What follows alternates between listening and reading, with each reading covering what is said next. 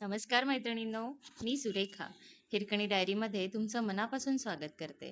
आज आपण बनवणार आहोत होममेड ॲलोवेरा जेल. हो, त्यासाठी मी ही ॲलोवेराची पानं घेतलेली, जी आदल्या दिवशीच मी रात्री स्वच्छ धुवून पाण्याच्या भांड्यामध्ये उभी ठेवलेली, जेणेकरून त्यातलं जे पिवळं जेल असतं ते निघून जाईल, कारण ते आपल्या स्किनला इरिटेशन करू शकते. मग दुसऱ्या दिवशी परत त्यांना स्वच्छ धुवून हे कापून घेतली, त्याचे साईडचे काटे काढून घेतले आणि जेल काढून घेतलंय. हे बघा, एवढं जेल माझं त्या 4-5 पानांमध्ये निघालेलं आहे.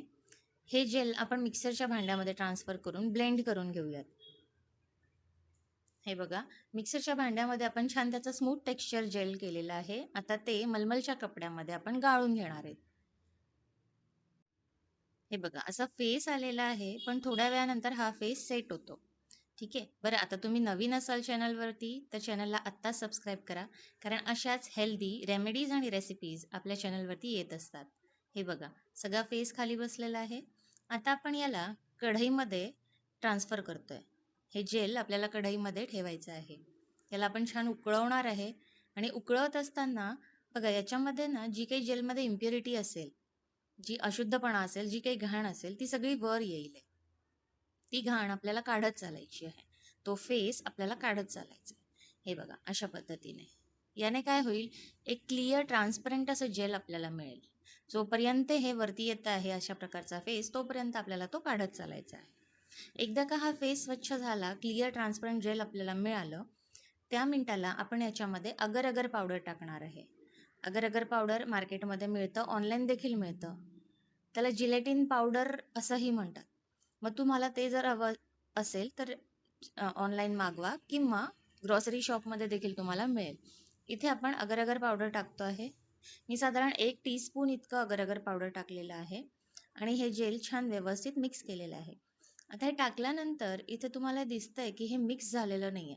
पण आपण याला छान व्यवस्थित ढवळलं ना, की ते छान एकत्र होतं आणि जेल फॉर्ममध्ये आपलं हे ॲलोवेरा जेल तयार होतं. आता याला ढवळून 1 ते 2 मिनिटं झालेली आहेत. अगर अगर पावडर याच्यामध्ये छानपैकी मिसळलेलं आहे. आता आपण याला भांड्यामध्ये काढून घेऊया. हे बघा, आता याला मी भांड्यात काढून घेते.